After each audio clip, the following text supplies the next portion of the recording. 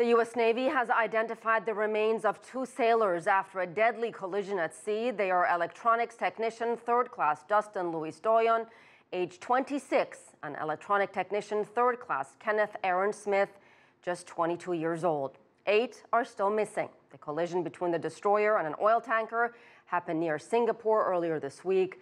This is the 4th time a U.S. warship from the Pacific Fleet has been involved in an accident this year. The Navy has launched a comprehensive review. Rockford Weitz, the professor of practice at the Fletcher School at Tufts University and the director of Maritime Studies program at the Fletcher School, asked him how unusual to have this type of maritime collision, not just once, but a number of times. This is an unprecedented situation where we have 2 of these incidences with sailors dead or missing in a 2-month period. That being said, I do think it's important context to include that, particularly with the USS John McCain, it occurred in the Singapore Strait, which is part of the Malacca Straits. That is the busiest sea lane in the world, and it is always a navigational challenge. So, this could just be bad luck. But with the 4 different incidences, the Navy, I think, is doing the right thing of taking it seriously and looking into it, and I'm looking forward to getting the results of their investigation. And we're hearing, according to initial reports, there could have been a problem with a steering casualty. First of all, explain to us what that means and how important that steering is.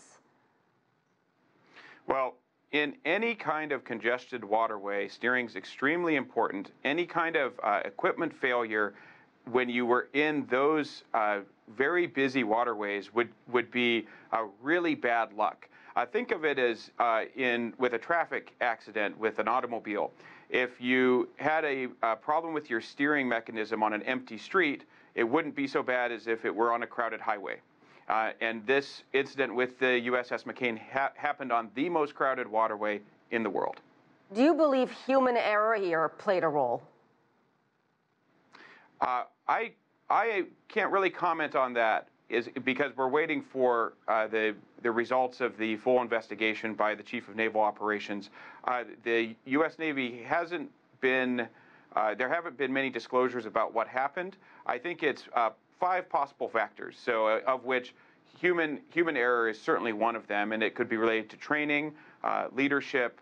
It sounds to me like there could be, it would not surprise me that equipment failure played a role in this. It could also be the operational tempo or the pace of operations. And I think that for bigger context, the overall number of ships of the U.S. Navy has decreased from over 400 in the early 90s to under 300 today. That means that Navy ships are used very frequently, so there's less time for training of the crew, and that could be a factor here. And you mentioned a possible equipment failure. Is that really acceptable? I mean, how much maintenance, routine maintenance, happens on these boats?